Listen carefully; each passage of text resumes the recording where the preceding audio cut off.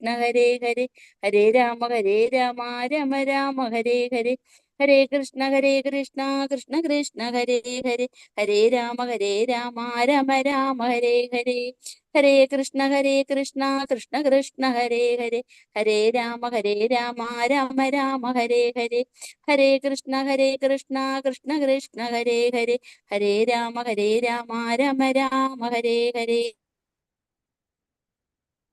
Hare Krishna. Hare Krishna Mataji. Thank you Mataji. പ്രണാമം. ഹരേ കൃഷ്ണ. എല്ലാവർക്കും പ്രണാമം. ഹരേ കൃഷ്ണ. ഹരേ കൃഷ്ണ. ഹരേ കൃഷ്ണ മാതാജി. ഹരേ കൃഷ്ണ. ഹരേ കൃഷ്ണ. ഹരേ കൃഷ്ണ. എല്ലാവർക്കും പ്രണാമം. ഓം ഭഗവതേ വാസുദേവായ. ഓം നമോ ഭഗവതേ വാസുദേവായ. ഓം നമോ ഭഗവതേ വാസുദേവായ. ഓം അജ്ഞാനതിമിരാന്തസ്യ ജ്ഞാനാഞ്ജനശലാകയാ ചക്ഷുരുന്മീലിതം യേന തസ്മൈ ശ്രീ ഗുരവേ നമഃ. നമോ വിഷ്ണുപാദായ കൃഷ്ണപ്രേഷ്ഠായ ഭൂതലേ ശ്രീമതേ ഭക്തിവേദാന്ത സ്വാമിനിധി നാമിനേ. നമസ്തേ സാരസ്വതേ ദേവേ ഗൗരവാണി പ്രചാരിണേ നിർവിശേഷ ശൂന്യവാദി പാശ്ചാത്യദേശധാരിണേ. ജയ ശ്രീ കൃഷ്ണ ചൈതന്യ പ്രഭു നിത്യാനന്ദ ശ്രീ അദ്വൈതഗദാധര ശ്രീവാസാദി ഗൗര ഭക്തവൃന്ദ. ഹരേ കൃഷ്ണ കൃഷ്ണ കൃഷ്ണ ഹരേ ഹരേ ഹരേ രാമ രാമ രാമ ഹരേ ഹരേ. ഹരേ കൃഷ്ണ. ശ്രീ ശ്രീ രാധാ ഗോവിന്ദ ടെമ്പിൾ ഇസ്കോൺ മാംഗ്ലൂരിന്റെ 18 ദിവസത്തെ ഭഗവത്ഗീത ക്ലാസ്സിലേക്ക് എല്ലാവർക്കും സ്വാഗതം. ഹരേ കൃഷ്ണ. എല്ലാവർക്കും പ്രണാമം. ഹരേ കൃഷ്ണ മാതാജി. ഹരേ കൃഷ്ണ. എല്ലാവർക്കും പ്രണാമം. അപ്പൊ നമ്മളിന്ന് അധ്യായം 5 എടുക്കാനായിട്ട് പോണത് കർമ്മയോഗം കൃഷ്ണാവബോധത്തിൽ പ്രവർത്തനം. അതാണ് 5ാമത്തെ അധ്യായം. ഇതിനു മുന്നേ നമ്മൾ ഇന്നലെ എന്തൊക്കെയാ കണ്ടത്?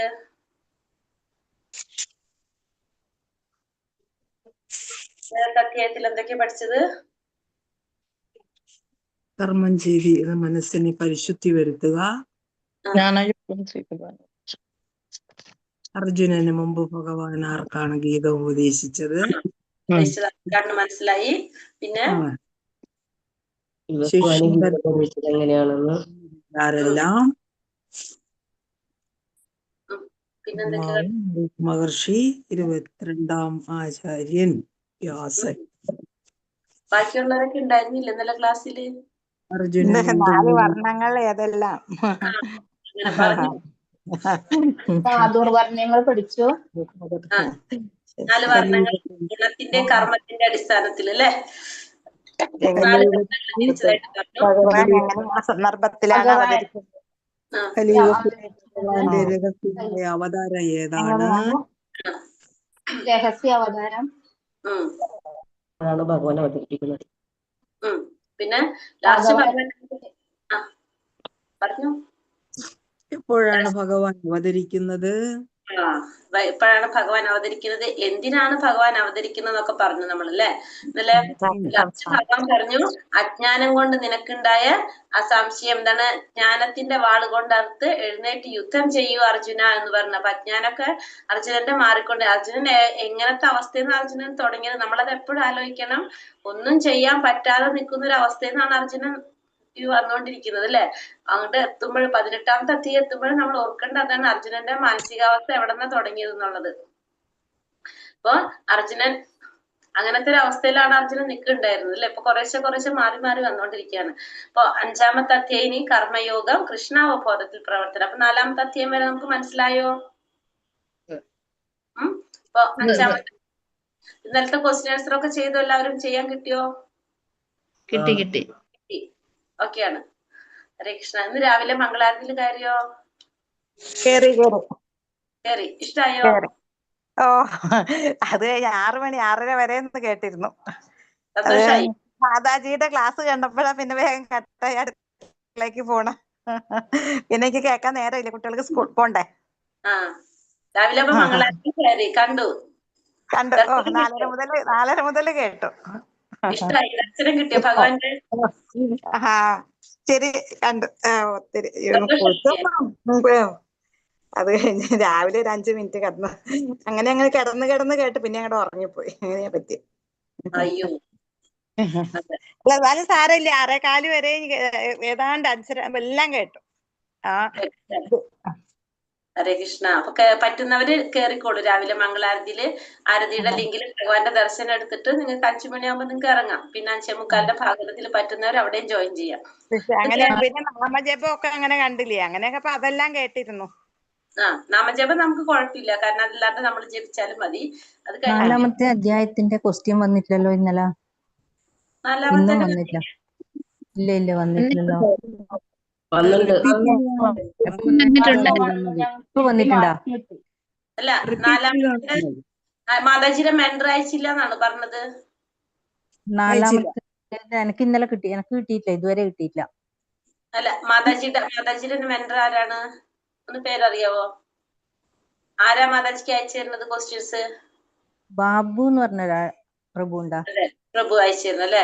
അവരെ നമ്പറിൽ സേവ് ചെയ്തപ്പോ അതാ വരുന്ന പേരാ വരുന്നുണ്ടത്.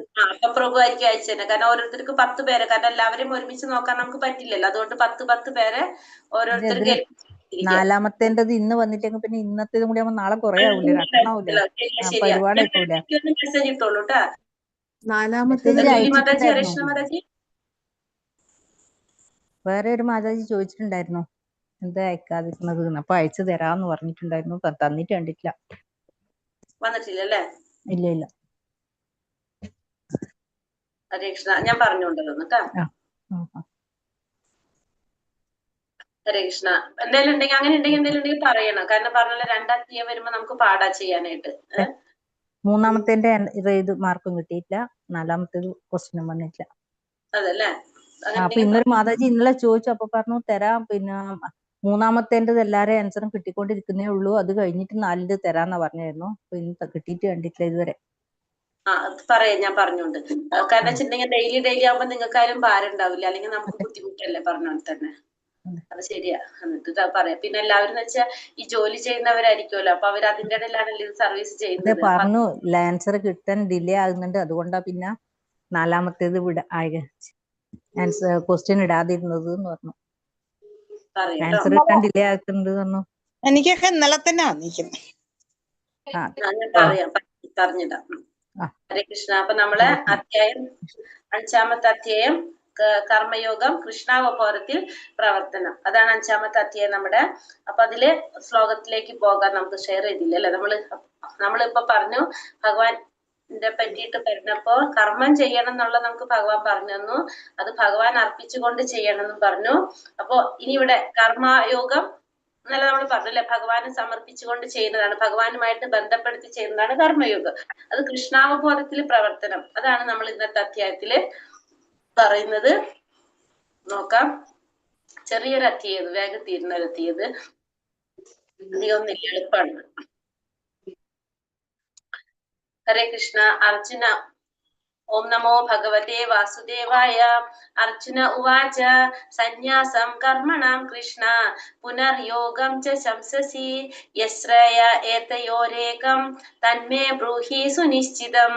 അർജുനൻ പറഞ്ഞു, കൃഷ്ണ, കർമ്മം ഉപേക്ഷിക്കണമെന്ന് ഒരിക്കൽ അങ്ങ് എന്നോട് ആവശ്യപ്പെടുന്നു, പിന്നെ ഭക്തി പുരസരം കർമ്മം അനുഷ്ഠിക്കാൻ പറയുന്നു. ഈ രണ്ടിലും വെച്ച് ശ്രേയസ്കരമായത് ഏതാണെന്ന് ദയവായി എനിക്ക് പറഞ്ഞു തരാമോ? അപ്പൊ അർജുനൻ പറഞ്ഞത് എന്താണ് ഇവിടെ ഭഗവാനോട്? കൃഷ്ണ, കർമ്മം ഉപേക്ഷിക്കണമെന്ന് ഒരിക്കൽ അങ്ങ് എന്നോട് ആവശ്യപ്പെടുന്നു, പിന്നെ ഭക്തി പുരസരം കർമ്മം അനുഷ്ഠിക്കാനായിട്ട് പറയുന്നു. ഈ രണ്ടിലും വെച്ച് ഏറ്റവും ശ്രേയസ്കരമായത് ഏതാണെന്ന് ദയവായി എനിക്ക് പറഞ്ഞു തരാമോ എന്നാണ് ഭഗവാനോട് ഇവിടെ അർജുനൻ ചോദിക്കുന്നത്. അപ്പൊ ഒരിക്കൽ അങ്ങ് എന്നോട് പറഞ്ഞു കർമ്മം ഉപേക്ഷിക്കാനായിട്ട്, പിന്നെ അങ്ങ് എന്നോട് ആവശ്യപ്പെടുന്നു ഭക്തി പുരസരം കർമ്മം അനുഷ്ഠിക്കണമെന്ന്. അപ്പൊ ഈ രണ്ടിലും വെച്ച് ഏറ്റവും ശ്രേയസ്കരമായത് ഏതാണ്, അതിൽ ഏറ്റവും നല്ലത് ഏതാണെന്നൊന്ന് പറഞ്ഞു തരാനാണ് ഭഗവാൻ ഇവിടെ അർജുനൻ പറയുന്നത്. ഇവിടെ ഭഗവാൻ എന്താ പറയുന്നത്? സന്യാസ കർമ്മയോഗശ്ച നിശ്രേയസ്കരാവുഭൗ തയോസ്തു കർമ്മ സന്യാസാത് കർമ്മയോഗോ വിശിഷ്യത്തെ.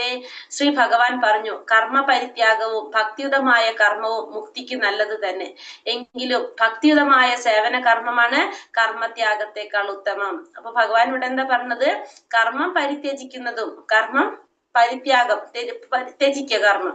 കർമ്മം ത്യജിക്കുന്നതും ഭക്തിയുതമായിട്ടുള്ള കർമ്മവും, ഭക്തിയുത സേവനമായിട്ട് കർമ്മം ചെയ്യുന്നു, ഭക്തിയുതമായ കർമ്മവും രണ്ടും മുക്തിക്ക് നല്ലത് തന്നെയാണ്. പക്ഷെ എങ്കിലും അവിടെ ഒരു എങ്കിലും പറഞ്ഞിട്ട് എന്താ പറയുന്നത്?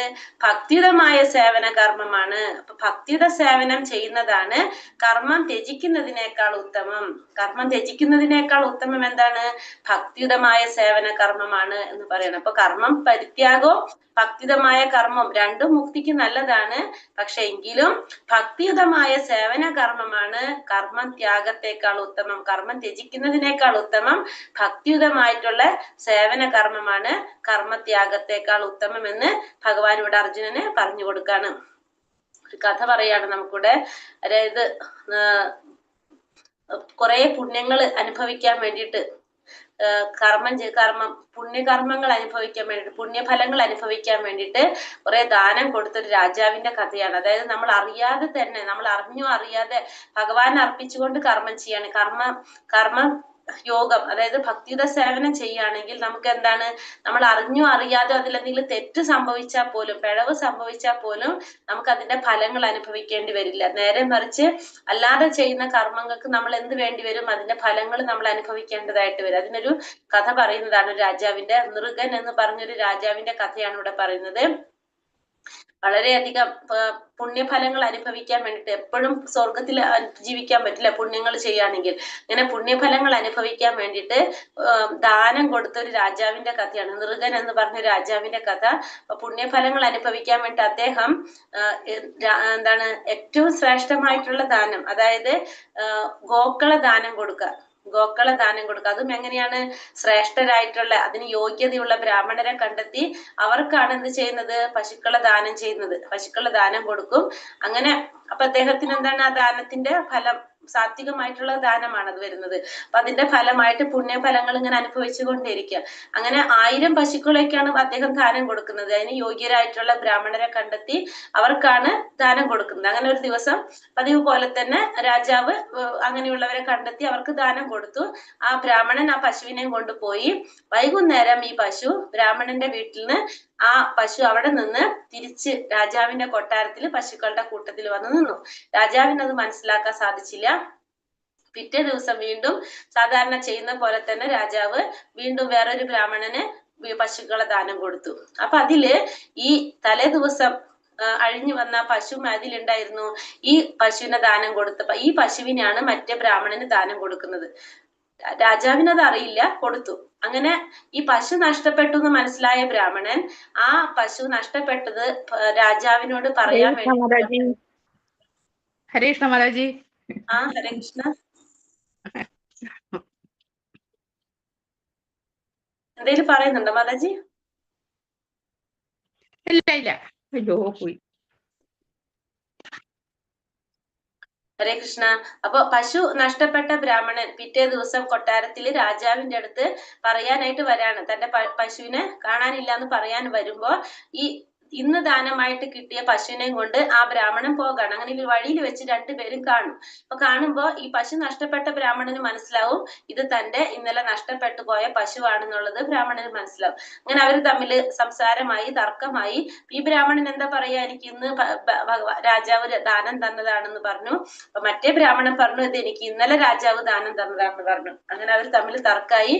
നേരെ കൊട്ടാരത്തിൽ ചെന്നു രാജാവിന്റെ അടുത്ത് കാര്യങ്ങൾ പറഞ്ഞു. അപ്പൊ രാജാവിന് മനസ്സിലായി തനിക്ക് എന്ത് പറ്റി, തനിക്ക് അറിയാതെ തെറ്റു പറ്റി എന്നുള്ളത് രാജാവിന് മനസ്സിലായി. കാരണം ഇന്നലെ ആ ബ്രാഹ്മണന് ദാനം കൊടുത്ത പശുവിനാണ് ഇന്ന് ഈ ബ്രാഹ്മണന് കൊടുത്തെന്നുള്ളത് രാജാവിന് മനസ്സിലായി. അപ്പൊ രാജാവ് അവരോട് ഒരാൾ വിട്ടുകൊടുക്കണം, എന്നാലേ അവിടെ സോൾവ് ചെയ്യാൻ പറ്റുള്ളൂ. പക്ഷെ രണ്ടുപേരും എന്തിനു തയ്യാറായില്ല? വിട്ടുകൊടുക്കാനായിട്ട് തയ്യാറായില്ല. ലാസ്റ്റ് രണ്ടുപേരും ആ പശുവിനെ അവിടെ ഉപേക്ഷിച്ച് രാജാവിനെ ശപിച്ചിട്ട് പോകും. കാരണം ഈ രാജാവിനെ ശപിച്ചിട്ട് ഒരു പശുവിനെ അവിടെ ഇട്ടിട്ട് പോകും. അപ്പൊ എന്താ സംഭവിച്ചത്? ഈ രാജാവ് ഇത് എന്തിനാ ചെയ്തത്? ശാപം കിട്ടാനല്ലല്ലോ ചെയ്തത്. രാജാവ് എന്തിനാ ചെയ്തത്? പുണ്യഫലം അനുഭവിക്കാൻ വേണ്ടിയിട്ടാണ് രാജാവ് ചെയ്തത്. പക്ഷെ ലാസ്റ്റ് എന്ത് സംഭവിച്ചു? അവിടെ ശാപമാണ് രാജാവിന് കിട്ടുന്നത്. അറിഞ്ഞിട്ട് ചെയ്ത പ്രവൃത്തിയും അല്ല താനും അല്ലെ. എന്നിട്ട് രാജാവ് പിന്നെ കുറെ കഴിഞ്ഞ് രാജാവ് മരണപ്പെട്ടതിന് ശേഷം യമരാജന്റെ അടുത്ത് എത്തുമ്പോ യമരാജാവ് നമ്മൾ ചെയ്ത കർമ്മത്തിന്റെ ഫലം അനുഭവിക്കണം അല്ലെ. അപ്പൊ അവിടെ നോട്ട് ചെയ്ത് വെച്ചിട്ടുണ്ടാവും. അവിടെ ആരാണ് നോട്ട് ചെയ്യുന്ന ആളാരാണ്? ഇതൊക്കെ നമ്മൾ ചെയ്യുന്ന കാര്യങ്ങളൊക്കെ അറിയാവോ? ചിത്രഗുപ്തൻ അല്ലെ. ചിത്രഗുപ്ത അല്ലെ, ഇവിടെ ഫുള്ള് റെക്കോർഡിംഗ് ആണ് അവിടെ. അപ്പൊ നോക്കുമ്പോ എന്താണ്, രാജാവ് കുറെ പുണ്യങ്ങൾ ചെയ്തിട്ടുണ്ട്, പക്ഷെ അതിന്റെ കൂടെ ഒരു പാപഫലം അനുഭവിക്കാനുണ്ടെന്ന് പറയും. അപ്പൊ ചോദിക്കും ഏത് വേണം ആദ്യം ചോദിക്കുമ്പോ രാജാവ് പറയും പാപഫലം മതി എന്ന് പറയും, പാപം അനുഭവിക്കാന്ന് പറയും. അങ്ങനെ ആ പാപത്തിന്റെ ഫലം അനുഭവിക്കാൻ വേണ്ടിയിട്ട് രാജാവ് ദ്വാരകയില്, ഭഗവാന്റെ കൊട്ടാരത്തിലെ ദ്വാരകയില് ഒരു പൊട്ടക്കിണറ്റില് പല്ലിയായിട്ട് ജന്മമെടുക്കാണ് രാജാവ് ജന്മമെടുത്തു. അങ്ങനെ ഭഗവാന്റെ മക്കൾ കളിച്ചുകൊണ്ടിരുന്നപ്പോ കളിച്ചുകൊണ്ടിരുന്ന പന്ത് ഈ കൊട്ടാരത്തിലെ കിണറ്റിൽ വീഴും. അങ്ങനെ ആ പന്തെടുക്കാൻ വരുമ്പോ ഈ പല്ലിയെ കണ്ടവർ പേടിക്കും. അങ്ങനെ അവര് ഭഗവാന്റെ അടുത്ത് ചെന്ന് പറയും. അങ്ങനെ ഭഗവാൻ വന്ന് ആ പന്തെടുക്കാനായിട്ട് നോക്കുമ്പോ ഈ പല്ലിയെ സ്പർശിക്കുമ്പോ ഈ പല്ലിക്ക് മോക്ഷം കിട്ടിയിട്ട് പല്ലിക്ക് വീണ്ടും രാജാവാണ്. അങ്ങനെ ശാപമോക്ഷം കിട്ടാണ്. അങ്ങനെ രാജാവിന്റെ അടുത്ത് ഭഗവാൻ ചോദിക്കാണ് അങ്ങ് ആരാണെന്ന് ചോദിക്കുമ്പോ രാജാവ് എന്താ പറഞ്ഞ, ഭഗവാൻ അറിയാത്തതായിട്ട് യാതൊന്നുമില്ല, ഭഗവാൻ അറിയാതെ ഒന്നും നടക്കില്ല, ഒരു പുൽക്കൊടി പോലും ഭഗവാൻ അറിയാതെ അനങ്ങില്ല. അപ്പൊ ഭഗവാന്റെ അടുത്ത് രാജാവ് പറയും അങ്ങേക്ക് അറിയാത്തതായിട്ടോ ഒന്നുമില്ല, പക്ഷെ എന്നാലും ഞാൻ പറയാന്ന് പറഞ്ഞിട്ട് ഈ കാര്യങ്ങളെല്ലാം രാജാവ് ഭഗവാനോട് പറയും. അപ്പൊ ഈ രാജാവിന് അങ്ങനെ ശാപത്തിന്റെ ഫലം അനുഭവിച്ചു. പിന്നെ പുണ്യഫലങ്ങൾ അനുഭവിക്കാനായിട്ട് രാജാവ് പുണ്യലോകത്തിലേക്ക് പോകും. അപ്പൊ നമുക്ക് എന്താ അതിന് മനസ്സിലായത്, നമ്മള് അറിഞ്ഞോ അറിയാതെയോ ചെയ്യുന്ന കർമ്മത്തിന്റെ ഫലം പോലും നമുക്ക് എന്താണ് അനുഭവിക്കേണ്ടതായിട്ട് വരും. പക്ഷെ നേരെ മറിച്ച് ഭഗവാന് വേണ്ടിയിട്ടുള്ള സേവനാണ് ചെയ്യണമെങ്കിൽ, ഭക്തിയുടെ സേവനാണെങ്കിൽ അവിടെ എന്ത് വരുന്നില്ല, അങ്ങനെ ഒരു സംഭവം വരുന്നില്ല. അപ്പൊ അല്ലെങ്കിൽ രാജാവിന്റെ പോലെ നമുക്കും എന്താണ്, നമ്മൾ അറിഞ്ഞോ അറിയാതെ ചെയ്യുന്ന തെറ്റിന്റെ ഫലം നമ്മൾ ശിക്ഷ അനുഭവിക്കേണ്ടതായിട്ട് വരും. മനസ്സിലായോ എല്ലാവർക്കും? മനസ്സിലായി. ഹരേ കൃഷ്ണ. ജ്ഞേയസ നിത്യ സന്യാസി യോ ന തേഷ്ടീന കാംക്ഷതി നിർത്തന്തോ ഹി മഹാബാഹോ സുഖം പ്രമുച്യത്തെ. കർമ്മഫലങ്ങൾ അന്വേഷിക്കുകയോ വെറുക്കുകയോ ചെയ്യാത്ത ആളാണ് നിത്യസന്യാസി. മഹാബാഹുവായ അർജുന, അയാൾ ദ്വന്ദ്ങ്ങളിൽ നിന്നൊഴിഞ്ഞ് എളുപ്പത്തിൽ ഭൗതിക ബന്ധനത്തിൽ നിന്ന് മുക്തനാകുന്നതോടൊപ്പം മോക്ഷമടയുകയും ചെയ്യുന്നു. അപ്പൊ കർമ്മത്തിന്റെ ഫലങ്ങൾ ആഗ്രഹിക്കുകയോ വെറുക്കുകയോ ചെയ്യാത്ത ആളാണ് ആര്, നിത്യസന്യാസി എന്ന് പറയുന്നത്. മഹാബാഹുവായ അർജുന, അയാൾ ദ്വന്ദ്ങ്ങളിൽ നിന്നൊഴിഞ്ഞ് എളുപ്പത്തിൽ ഭൗതിക ബന്ധനത്തിൽ നിന്ന് മുക്തനാകുന്നതോടൊപ്പം മോക്ഷമടയുകയും ചെയ്യുന്നു. അപ്പൊ കർമ്മത്തിന്റെ ഫലങ്ങൾ ആഗ്രഹിക്കുന്നുമില്ല, വെറുക്കുന്നുമില്ല. അങ്ങനെയുള്ള ആളെയാണ് നമ്മൾ എന്ത് പറയണത്, നിത്യസന്യാസി എന്ന് പറയുന്നത്. കർമ്മത്തിന്റെ ഫലങ്ങള് ആഗ്രഹിക്കുകയോ വെറുക്കുകയോ ചെയ്യാത്ത ആളാണ് ആര്, നിത്യസന്യാസി. മഹാബാഹുവായ അർജുന എന്താ പറയണത്, അയാൾ ദ്വന്ദ്ങ്ങളിൽ നിന്നൊഴിഞ്ഞ്, അപ്പൊ കർമ്മത്തിന്റെ ഫലം ആഗ്രഹിക്കുന്നുമില്ല, വെറുക്കുന്നുമില്ല, ആ വ്യക്തിയാണ് സന്യാസി. അപ്പൊ ഓട്ടോമാറ്റിക്കലി ആ വ്യക്തിക്ക് എന്തുണ്ടാവില്ല, ദ്വന്ദ്ങ്ങൾ ഉണ്ടാവില്ല എന്ന് വെച്ചിട്ടുണ്ടെങ്കിൽ അതാണോ ഇതാണോ എന്നുള്ളൊരു കൺഫ്യൂഷൻ അങ്ങനെ ഉണ്ടാവില്ല. എളുപ്പത്തിൽ ഭൗതിക ബന്ധനത്തിൽ നിന്ന് മുക്തനാകുന്നതോടൊപ്പം മോക്ഷമടയുകയും ചെയ്യും. കാരണം കർമ്മത്തിന്റെ ഫലം ആഗ്രഹിക്കുന്നില്ല ആ വ്യക്തി. ആഗ്രഹിക്കാതെ വരുമ്പോ തന്നെ നമുക്ക് അവിടെ എന്തില്ല, നമുക്ക് അവിടെ ആകാംക്ഷ പ്രശ്നങ്ങൾ ഒന്നുമില്ല. നമുക്ക് സ്വാഭാവികമായിട്ടും എന്ത് കിട്ടും, എളുപ്പത്തിൽ തന്നെ ഈ ഭൗതിക ബന്ധനത്തിൽ നിന്ന് മോചനം നേടാനും മോക്ഷമടയാനും സാധിക്കും. സന്യാസസ്തു മഹാബാഹോ ദുഃഖമാപ്തൂമയോഗതഃ യോഗയുക്തോ മുനിർ ബ്രഹ്മാൻ അചിരേണാധിഗച്ഛതി. എല്ലാ കർമ്മങ്ങളും ത്യജിച്ചു വന്നിരിക്കലും ഭക്തിയുടെ ഭഗവത് സേവനത്തിൽ ഏർപ്പെടാതെ ആർക്കും സന്തുഷ്ടി നേടാനാവില്ല. ഭക്തിയുടെ സേവനത്തിൽ ഏർപ്പെട്ടിരിക്കുന്ന ചിന്താശാലിയായ ഒരു വ്യക്തി അചിരേണ പരമപദം പ്രാപിക്കും.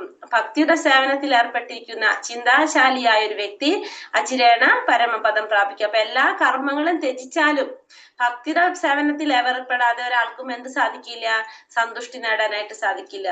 എല്ലാ കർമ്മങ്ങളും ത്യജിച്ചു വന്നിരുന്നാലും ഭക്തിയുടെ ഭഗവത് സേവനത്തിൽ ഏർപ്പെടാതെ ആർക്കും എന്തുണ്ടാവില്ല, സന്തുഷ്ടി നേടാൻ സാധിക്കില്ല. ഭഗവാന്റെ സേവനം ചെയ്യുമ്പോഴാണ് നമുക്ക് എന്ത് വരുന്നത്, സന്തുഷ്ടി നേടാനായിട്ട് സാധിക്കുന്നത്. ഭക്തിയുടെ സേവനത്തിൽ ഏർപ്പെട്ടിരിക്കുന്ന ഒരു വ്യക്തിക്ക് അചിരേണ എന്താണ്, പരമപദം പ്രാപിക്കാനായിട്ട് സാധിക്കും. അപ്പൊ അങ്ങനെ ഭഗവാൻ സേവനത്തിൽ ഏർപ്പെട്ടുകൊണ്ടിരിക്കുന്ന ഒരു വ്യക്തിക്ക് അചിരേണ നമുക്ക് ഉറപ്പിച്ചെന്ത് പറയാൻ സാധിക്കും, പരമപദം, പരമമായ പദം ആരുടെയാണത്, ഭഗവാന്റെ പദങ്ങൾ പ്രാപിക്കാനായിട്ട് സാധിക്കും. എങ്ങനെയാണെങ്കിൽ ഭക്തിയുടെ സേവനത്തില് ഏർപ്പെട്ടുകൊണ്ടിരിക്കുകയാണെങ്കിൽ. അങ്ങനെയുള്ളവരുടെ അവസ്ഥ എന്തായിരിക്കും? ഭക്തിയുടെ സേവനം ചെയ്യുന്നവരുടെ ബ്രഹ്മണ്യാധ്യായ കർമാണി സംഘം ത്യക്തോ കരോതി യഃ ലിപ്യതേ നേസ പാപേന പത്മപത്രാമി വാംപസ. ആസക്തി കൂടാതെ ഫലത്തെ പരമപുരുഷന് സമർപ്പിച്ചുകൊണ്ട് തന്റെ കർത്തവ്യങ്ങൾ അനുഷ്ഠിക്കുന്ന ഒരാളെ താമരയിലയിൽ വെള്ളം എന്ന പോലെ ദുഷ്കർമ്മ ഫലങ്ങൾ ബാധിക്കുകയില്ല. ആസക്തി കൂടാതെ ഫലത്തെ പരമപുരുഷന് സമർപ്പിച്ചുകൊണ്ട് തന്റെ കർത്തവ്യങ്ങൾ അനുഷ്ഠിക്കുന്ന ഒരു വ്യക്തിയെ എങ്ങനെയാ പറഞ്ഞ, താമരയിലെ വെള്ളം എന്ന പോലെ ദുഷ്കർമ്മ ഫലങ്ങൾ ബാധിക്കുകയില്ല എന്നാ പറയുന്നത്. ആരാണോ ആസക്തി ഇല്ലാതെ ഭഗവാന് സമർപ്പിക്കുന്നത്, പരമപുരുഷന് ഫലത്തെ പരമപുരുഷന് സമർപ്പിക്കുന്നത്. അപ്പൊ താമരയിലെ വെള്ളത്തിൽ കിടന്നാലും എന്തില്ല, അത് നനയുന്നില്ല അല്ലെ? താമരയിൽ എത്ര നാള് വെള്ളത്തിൽ കിടന്നാലും അത് എടുത്തു കഴിയുമ്പോൾ നമുക്ക് എങ്ങനെ തോന്നാ? വെള്ളം ഇല്ലാത്തൊരവസ്ഥയിലെ താമരയിലെ കാണുന്നത്. അതേപോലെ തന്നെയാണ് ഭക്തിയുടെ സേവനം ചെയ്യുന്ന ഒരു വ്യക്തി കർമ്മങ്ങൾ ചെയ്തു കഴിഞ്ഞാൽ അതിന്റെ ഫലങ്ങൾ ആരാ ബാധിക്കുന്നില്ല? ഈ ഭക്തിയുടെ സേവനം ചെയ്യുന്ന വ്യക്തിയെ ബാധിക്കുന്നില്ല എന്നാണ് പറയുന്നത്. യുക്ത കർമ്മഫലം ത്യക്ത ശാന്തി മാപ്നോതി നൈഷ്ടകീം അയുക്ത കാമകാരേണ ഫലേ സക്തോ നിപത്യത്തെ. സ്ഥിരചിത്തനായ ഒരു ഭക്തൻ കർമ്മഫലങ്ങളെല്ലാം എനിക്ക് അർപ്പിക്കുന്നത് കൊണ്ട് സമ്പൂർണ്ണ സമാധാനം നേടുന്നു. എന്നാൽ ഈശ്വരനിൽ നിന്ന് വേർപെട്ട് നിൽക്കുന്നവൻ തന്റെ കർമ്മഫലങ്ങളിൽ അത്യാഗ്രഹിയാകിയാൽ അതിൽപ്പെട്ട് വലയുന്നു. അപ്പൊ ഈശ്വരനിൽ നിന്ന് അതിൽപ്പെട്ട് വലയുന്നു. അപ്പൊ സ്ഥിരചിത്തനായിട്ടുള്ള ഒരു ഭക്തൻ കർമ്മത്തിന്റെ ഫലങ്ങളെല്ലാം ഭഗവാന് സമർപ്പിക്കുന്നത് കൊണ്ട് സമ്പൂർണ്ണ സമാധാനം നേടാൻ സാധിക്കും. ഒരു വ്യക്തി സ്ഥിരചിത്തനാണെങ്കിൽ കർമ്മത്തിന്റെ ഫലങ്ങളെല്ലാം ആർക്ക് സമർപ്പിക്കുകയാണ്? ആ വ്യക്തി ഭഗവാന് സമർപ്പിക്കുകയാണ്. ഭഗവാന് സമർപ്പിക്കുന്നത് കൊണ്ട് സമ്പൂർണ്ണ സമാധാനം നേടാനായിട്ട് സാധിക്കും ആ വ്യക്തിക്ക്. കാരണം കർമ്മത്തിന്റെ ഫലം ആ വ്യക്തി ആഗ്രഹിക്കുന്നില്ല. ഫലം ആഗ്രഹിക്കുമ്പോഴാണ് നമുക്ക് എന്ത് വരുന്നത്? നമുക്ക് ആ ഫലം എന്താകും എന്നുള്ളൊരു ടെൻഷൻ വരുന്നത്. ഇപ്പൊ നമ്മൾ പരീക്ഷ എഴുതാണ്, പരീക്ഷയുടെ ഫലം നമ്മൾ ആഗ്രഹിച്ചു കൊണ്ടിരിക്കുകയാണ്, ജയിക്കോ തോൽക്കോ എന്നുള്ള ചിന്ത വരും നമുക്ക്. അപ്പൊ നമ്മുടെ സമാധാനം ഇല്ലാണ്ടാകും, നമുക്ക് ആകെ ടെൻഷനായിട്ട് മാറും. പക്ഷെ നമ്മൾ ആ ഫലം ആഗ്രഹിക്കുന്നില്ല എന്ന് വിചാരിക്കും, ജയിച്ചാലും തോറ്റാലും നമ്മൾക്ക് അത് നോക്കേണ്ട ആവശ്യമില്ല എന്ന് വിചാരിക്കുകയാണെങ്കിൽ വെറുതെ എഴുതി പോന്നു ഇത്ര ഉള്ളെങ്കിൽ നമുക്ക് ഒരു ചിന്ത ഉണ്ടാവില്ല, ഒരു എക്സാമിന്റെ ഒരു ടെൻഷനേ നമുക്ക് ഉണ്ടാവില്ല. അപ്പൊ നമുക്ക് സമാധാനം ഉണ്ടാവും. ഈശ്വരനിൽ നിന്ന് വേർപെട്ട് നിൽക്കുന്നവൻ തന്റെ കർമ്മഫലങ്ങളിൽ അത്യാഗ്രഹിയായി അതിൽപ്പെട്ട് വലയുന്നു. ഭഗവാനിൽ നിന്ന് വേർപെട്ട് നിൽക്കുന്നവനാണെങ്കിലോ കർമ്മത്തിന്റെ ഫലങ്ങളിൽ അത്യാഗ്രഹിയാണ്. ആ കർമ്മത്തിന്റെ ഫലം അവൻ പ്രതീക്ഷിക്കുന്നുണ്ട്. അപ്പൊ അതെന്താകും എന്നുള്ളൊരു ഉത്കണ്ഠ എപ്പോഴും ആർക്കുണ്ടായിരിക്കും? അങ്ങനെ ഫലം ആഗ്രഹിക്കുന്നവർക്ക് ഉണ്ടാവർക്കും. അപ്പൊ അതിൽപ്പെട്ട് വലയും. ഇതാണ് എന്തിന്റെ വ്യത്യാസം? ഭഗവാന് സമർപ്പിച്ചുകൊണ്ട് കർമ്മം ചെയ്യുന്നവനെയും ഭഗവാന് സമർപ്പിക്കാതെ ചെയ്യുന്നവന്റെ വ്യത്യാസം. അതായത് കൃഷ്ണാവബോധത്തോടെ കർമ്മം ചെയ്യുന്ന ഒരു വ്യക്തിയാണെങ്കിൽ എന്താണ്, എല്ലാ കർമ്മങ്ങളും ഭഗവാന് സമർപ്പിച്ചുകൊണ്ട് ചെയ്യുന്നത് കൊണ്ട് തന്നെ അതിന്റെ ഫലത്തിൽ ആർക്കും ആസക്തിയില്ല, ആ ഫലത്തിൽ ആർക്കും ഉത്കണ്ഠയില്ല. ഈ കൃഷ്ണാവബോധത്തിലും ഉള്ള വ്യക്തിക്ക് ഉത്കണ്ഠയില്ല. അതുകൊണ്ട് ആ വ്യക്തിക്ക് സമാധാനം ഉണ്ടാവും. ചെയ്യുന്ന കർമ്മങ്ങളെല്ലാം ഭഗവാന്റെ ഇന്ദ്രിയങ്ങളെ സന്തോഷിപ്പിക്കാൻ വേണ്ടിയിട്ടാണ് ആര് ചെയ്യുന്നത്? കൃഷ്ണാവബോധത്തിലുള്ള ഒരു വ്യക്തി ചെയ്യുന്നത്. നേരെ മറിച്ച് ശാരീരിക ബോധത്തിലുള്ള വ്യക്തി, ഭൗതിക ബോധത്തിലുള്ള ഒരു വ്യക്തി ചെയ്യുന്ന കർമ്മങ്ങളെല്ലാം ആരെ സന്തോഷിപ്പിക്കാൻ വേണ്ടിയിട്ടാണ് ചെയ്യുന്നത്? സ്വന്തം ഇന്ദ്രിയങ്ങളെ സന്തോഷിപ്പിക്കാൻ വേണ്ടിയിട്ട് ആ വ്യക്തി കർമ്മം ചെയ്യുന്നത്. അതുകൊണ്ട് തന്നെ ആ കർമ്മത്തിന്റെ സന്തോഷിപ്പിക്കാൻ വേണ്ടിയിട്ട്, സ്വന്തം ഇന്ദ്രിയങ്ങളെ സന്തോഷിപ്പിക്കാൻ ചെയ്യുന്നത് കൊണ്ട് അതിന്റെ ഫലത്തെ കുറിച്ച് എപ്പോഴും ഉത്കണ്ഠ ആർക്കുണ്ടായിരിക്കും? ആ വ്യക്തിക്ക് ഉണ്ടായിരിക്കും. ഒരിക്കലും സമാധാനം കിട്ടുന്നുണ്ടാവില്ല എന്നുള്ളത് നമുക്ക് മനസ്സിലാക്കാൻ സാധിക്കും. കർമ്മത്തിന്റെ ഫലം ഭഗവാന് സമർപ്പിച്ചുകൊണ്ട് ചെയ്യുമ്പോൾ നമുക്ക് അവിടെ പൂർണ്ണ സമാധാനം കിട്ടും. പക്ഷെ നമ്മൾ ആ കർമ്മത്തിന്റെ ഫലം ആഗ്രഹിക്കുമ്പോൾ നമുക്ക് അവിടെ സമാധാനം ഒരിക്കലും കിട്ടുന്നുണ്ടാവില്ല. അതിൽപ്പെട്ട് വലയാണ് ചെയ്യുണ്ടാവുക. ന കർത്തൃത്വം ന കർമാണി ലോകസ്യാസൃജതി പ്രഭുഃ ന കർമ്മഫല സംയോഗം സ്വഭാവസ്തു പ്രവർത്തതേ. ശരീരസ്ഥനായ ആത്മാവ് തന്റെ ശരീരമാകുന്ന പുരത്തിന്റെ ഉടമസ്ഥൻ കർമ്മങ്ങൾ ഉണ്ടാക്കുന്നില്ല, കർമ്മം ചെയ്യാൻ പ്രേരിപ്പിക്കുന്നില്ല, കർമ്മഫലങ്ങൾ ഉണ്ടാക്കുന്നതുമില്ല. പ്രകൃതിയിലെ ത്രിഗുണങ്ങളാണ് ഇവയ്ക്കെല്ലാം കാരണം. അപ്പൊ ശരീരസ്ഥനായ ആത്മാവ് തന്റെ ശരീരമാകുന്ന പുരത്തിന്റെ ഉടമസ്ഥൻ കർമ്മങ്ങൾ ഉണ്ടാക്കുന്നില്ല, കർമ്മം ചെയ്യാൻ പ്രേരിപ്പിക്കുന്നില്ല, കർമ്മഫലങ്ങൾ ഉണ്ടാക്കുന്നതുമില്ല. എന്താണ് ചെയ്യുന്നതിനെല്ലാം കാരണം? ആരാണ്? ഭൗതിക പ്രകൃതിയുടെ ത്രിഗുണങ്ങളാണ് ഇതിനെല്ലാം കാരണം എന്നാ പറയണം. അപ്പൊ ശരീരസ്ഥനായ ആത്മാവ്, നമ്മുടെ ശരീരത്തിലിരിക്കുന്ന ആത്മാവ്, ശരീരത്തിന്റെ ഉടമസ്ഥനാണ് ആത്മാവ്. ആ ശരീരത്തിന്റെ ഉടമസ്ഥൻ കർമ്മങ്ങൾ ഉണ്ടാക്കുന്നില്ല, കർമ്മം ഉണ്ടാക്കുന്നില്ല, ചെയ്യാൻ പ്രേരിപ്പിക്കുന്നുമില്ല, കർമ്മത്തിന്റെ ഫലങ്ങളും ഉണ്ടാക്കുന്നില്ല. ഇതൊക്കെ ആരാ ചെയ്യുന്നത്? ഭൗതിക പ്രകൃതിയുടെ ത്രിഗുണങ്ങളാണ് ഇതിനെല്ലാം കാരണം. പ്രകൃതിയുടെ ത്രിഗുണങ്ങളാണ് ഈ പറഞ്ഞ സംഭവങ്ങൾക്കെല്ലാം കാരണം. ആരാണ്? പ്രകൃതിയുടെ ത്രിഗുണങ്ങൾ. പക്ഷെ ജീവാത്മാവ് എന്താ വിചാരിക്കുന്നത്? താനാണ് കർമ്മങ്ങൾ ചെയ്യുന്നത് എന്നാണ് ജീവാത്മാവ് ധരിക്കുന്നത്. ഈ കർമ്മങ്ങളെല്ലാം ചെയ്യുന്നത് ആരാണ്? താനാണെന്ന് ജീവാത്മാവ് ധരിക്കുന്നു. തത്ബുദ്ധയാ തഥാത്മാന തന്നിഷ്ഠ തത്പരായണഃ ഗച്ഛന്ത്യാ പുനരാവൃത്തിം ജ്ഞാന നിർധൂത കൽമഷഃ. ബുദ്ധി, മനസ്സ്, വിശ്വാസം, ആശ്രയവുമെല്ലാം പരമ്പൊരുൾ ഉറപ്പിച്ചു നിർത്തുമ്പോൾ പരിപൂർണ ജ്ഞാനത്താൽ സംശയങ്ങൾ ഒഴിഞ്ഞ് മുക്തിമാർഗത്തിൽ മുന്നേറുന്നു. ഇതൊക്കെയാണ് തത്ബുദ്ധയാ തദാത്മാന തന്നിഷ്ഠ തത്പരായണ. ബുദ്ധി, മനസ്സ്, വിശ്വാസം, ആശ്രയം. ബുദ്ധി, മനസ്സ്, വിശ്വാസം, ആശ്രയം, ഈ 4 കാര്യങ്ങള് പരമ്പൊരുളായിട്ടുള്ള ഭഗവാൻ കൃഷ്ണനിൽ ഉറപ്പിച്ചു നിർത്തി കഴിഞ്ഞാല് പരിപൂർണ ജ്ഞാനത്താൽ സംശയങ്ങളെല്ലാം ഒഴിഞ്ഞ് മുക്തി മാർഗത്തിൽ മുന്നേറാൻ സാധിക്കും. അപ്പൊ നമ്മൾ എന്തൊക്കെ ഭഗവാനിൽ ഉറപ്പിക്കണം? ബുദ്ധി ഉറപ്പിക്കണം, മനസ്സ്, വിശ്വാസം, ആശ്രയം. ഭഗവാനിൽ നമ്മളെ ബുദ്ധി ഉറപ്പിക്കുക, നമ്മളെ മനസ്സ് ഭഗവാനിൽ ഉറപ്പിക്കണം, വിശ്വാസം, നമുക്ക് ആരിൽ വിശ്വാസം ഉണ്ടായിരിക്കണം? ഭഗവാനിൽ വിശ്വാസം ഉണ്ടായിരിക്കണം, ആശ്രയം, ഭഗവാൻ മാത്രമേ നമുക്ക് ആശ്രയമുള്ളൂ നമുക്ക് മനസ്സിലാക്കണം. അങ്ങനെ നമ്മൾ ഉറപ്പിച്ചു നിർത്തി പരിപൂർണ ജ്ഞാനം കൊണ്ട് നമുക്ക് സംശയങ്ങളില്ലെങ്കിൽ സ്വാഭാവികമായിട്ട് എന്താണ്? മുക്തി മാർഗത്തിൽ മുന്നേറാനായിട്ട് നമുക്ക് സാധിക്കും. അപ്പൊ 4 കാര്യങ്ങളാണ് പറഞ്ഞത്: ബുദ്ധി, മനസ്സ്, വിശ്വാസം, ആശ്രയം. അപ്പൊ അങ്ങനെ നമ്മൾ ഏത് രീതിയിലാണ് ചെയ്യുന്നത്? നമ്മൾ അങ്ങനെ 3 ഭാവത്തിൽ നമ്മൾ പറഞ്ഞാൽ നമ്മുടെ എന്താണ് ഭഗവാനിൽ ഉറപ്പിച്ച് നമുക്ക് സാക്ഷാത്കാരം നേടാൻ സാധിക്കും. നമ്മൾ 2ാമത്തെ അധ്യായത്തിൽ പഠിച്ചിട്ടുണ്ടായിരുന്നു, ബ്രഹ്മമായിട്ടും പരമാത്മാവായിട്ടും ഭഗവാനായിട്ടും. അതായത് നമ്മൾ ആദ്യം നമുക്ക് എങ്ങനെ ചിന്തിക്കാം? ആദ്യത്തെ ഭഗവാന്റെ ആ ബ്രഹ്മഭാവത്തില് നമുക്ക് സാക്ഷാത്കാരം നേടാനായിട്ട് സാധിക്കും. പിന്നെ പരമാത്മാ ഭാവത്തിൽ നേടാൻ സാധിക്കും, ഭഗവത് ഭാവത്തിൽ നമുക്ക് നേടാനായിട്ട് സാധിക്കും. അപ്പൊ നമ്മുടെ ബുദ്ധി, വിശ്വാസം, ആശ്രയം, പിന്നെ എന്താണ് പറഞ്ഞ മനസ്സ്, ഇത് പരമാത്മാവില് ലയിപ്പിക്കാം. പരമാത്മാവില് നമുക്ക് സാക്ഷാത്കാരം നേടാൻ ശ്രമിക്കാം, ബ്രഹ്മത്തിൽ സാക്ഷാത്കരിക്കാൻ ശ്രമിക്കാം, ഭഗവാനിൽ സാക്ഷാത്കരിക്കാനായിട്ട് ശ്രമിക്കാം. അപ്പൊ ഏതിൽ വേണമെങ്കിലും നമുക്ക് ശ്രമിക്കാം. 3 തലത്തിൽ നമുക്ക് ശ്രമിക്കാം. അപ്പൊ നമ്മൾ എങ്ങനെയാണോ നമ്മൾ ആഗ്രഹിക്കുന്നത്, നമ്മൾ ഭഗവാൻ ഏത് ഭാവത്തെയാണോ നമ്മൾ ആഗ്രഹിക്കുന്നത്, ആ പരമസത്യത്തെ ബ്രഹ്മമായിട്ടും പരമാത്മാവായിട്ടും ഭഗവാനായിട്ടും നമുക്ക് എന്ത് സാധിക്കും?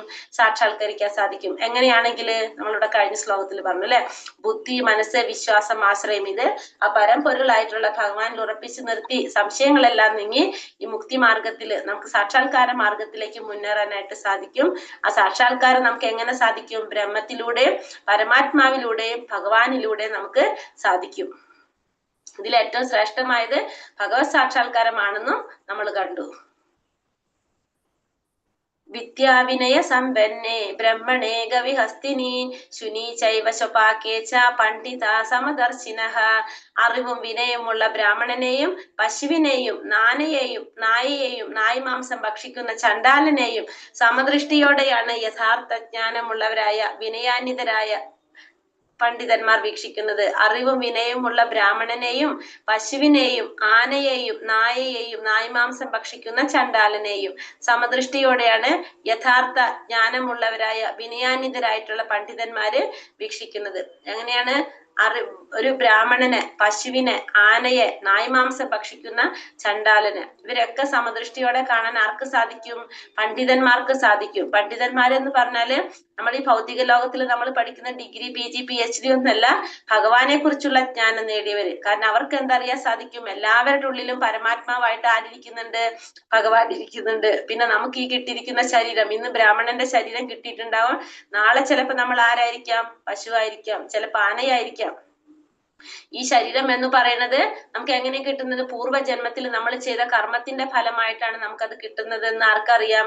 ഈ വിനയം, ജ്ഞാനമുള്ള യഥാർത്ഥ പണ്ഡിതൻ അറിയാനായിട്ട് സാധിക്കും.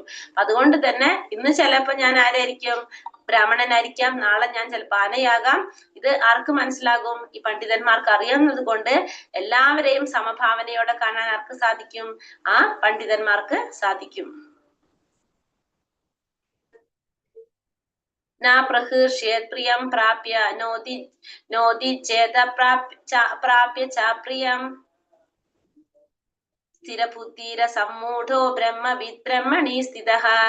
ആനന്ദത്തിൽ ആഹ്ലാദിക്കുകയോ ആനന്ദകരമല്ലാത്തവയിൽ ദുഃഖാവിഷ്ടനാവുകയോ ചെയ്യാതെ സ്ഥിരബുദ്ധിയോടെ അസംഭ്രാന്തനായി ദൈവശാസ്ത്രജ്ഞാനിയായി ജീവിക്കുന്നവൻ ഭൗതികത്തിന് അതീതൻ തന്നെയാണ്.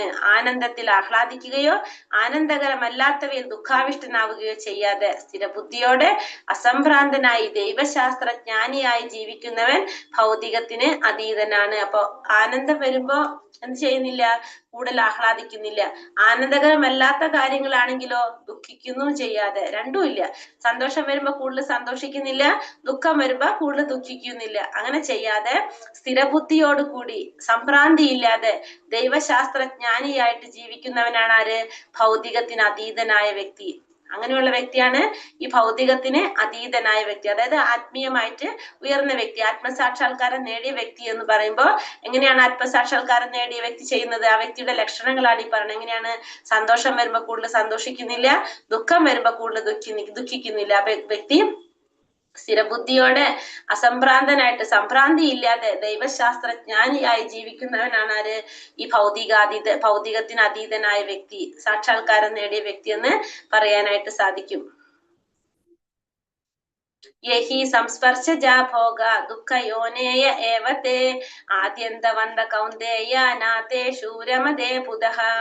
ബുദ്ധിമാൻ ഭൗതിക ഇന്ദ്രിയങ്ങളുമായുള്ള ബന്ധം മൂലമുണ്ടാകുന്ന ദുഃഖങ്ങളിൽ പങ്കുകൊള്ളാറില്ല.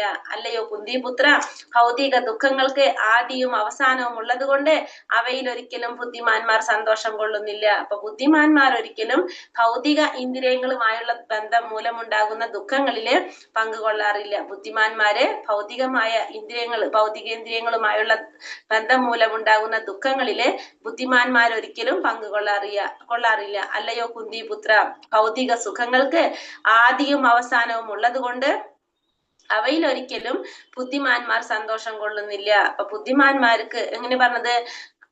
ഭൗതിക സുഖങ്ങൾക്ക് ആദിയും അവസാനവും ഉള്ളത് കൊണ്ട്. ഭൗതിക സുഖങ്ങൾക്ക് ആദിയുണ്ട് അവസാനമുണ്ടെന്ന് ആർക്കറിയാം? ബുദ്ധിമാന്മാർക്കറിയാം. ഈ ഭൗതിക സുഖങ്ങൾ എന്ന് പറഞ്ഞാൽ എന്നും സ്ഥിരമായിട്ടുള്ളതല്ല, അത് ആദ്യമുണ്ട്, അതിന് അവസാനമുണ്ട്. ഇത് ശരിക്കും ഉള്ളതല്ല, സ്ഥിരമായിട്ടുള്ളതല്ല, താൽക്കാലികം മാത്രമാണ്. അത് ആർക്കറിയാൻ സാധിക്കും? ബുദ്ധിമാന്മാർക്ക്. ബുദ്ധിമാൻ എന്ന് പറഞ്ഞാല് ഭഗവാനെ കുറിച്ചുള്ള അജ്ഞാനം നേടിയ വ്യക്തികൾക്ക് അറിയാവുന്നത് കൊണ്ട് തന്നെ അവരൊരിക്കലും എന്ത് ചെയ്യുന്നില്ല? സന്തോഷം വരുമ്പോ സന്തോഷിക്കുന്നില്ല, ദുഃഖം വരുമ്പോ ദുഃഖിക്കുന്നില്ല. ബുദ്ധിമാന്മാർ ഒരിക്കലും ദുഃഖങ്ങളിലും പങ്കുകൊള്ളുന്നില്ല, സന്തോഷങ്ങളിലും സന്തോഷം കൊള്ളുന്നില്ല. ഇവിടെ ഭൗതികമായ ഇന്ദ്രിയങ്ങൾ കൊണ്ട് നമുക്കുണ്ടാകുന്ന അപകടത്തെ കുറിച്ച്, നമ്മുടെ ഭൗതികമായ ഇന്ദ്രിയാസ്വാദനം കൊണ്ട് നമുക്കുണ്ടാകുന്ന അപകടം അല്ലെങ്കിൽ ദുഃഖത്തിനെ കുറിച്ചാണ് നമുക്കിവിടെ ഈ 5 പിക്ചറിലൂടെ പറഞ്ഞു തരുന്നത്. ഒന്നാമത്തെ പിക്ചർ കാണിക്കും നമ്മുടെ 5 ഇന്ദ്രിയങ്ങൾ കൊണ്ട് നമുക്ക് ഉണ്ടാകുന്ന ദുഃഖങ്ങൾ. 5 ഇന്ദ്രിയങ്ങൾ ഏതൊക്കെയാണ്? നമ്മുടെ 5 ഇന്ദ്രിയങ്ങൾ ഏതൊക്കെയാണ്?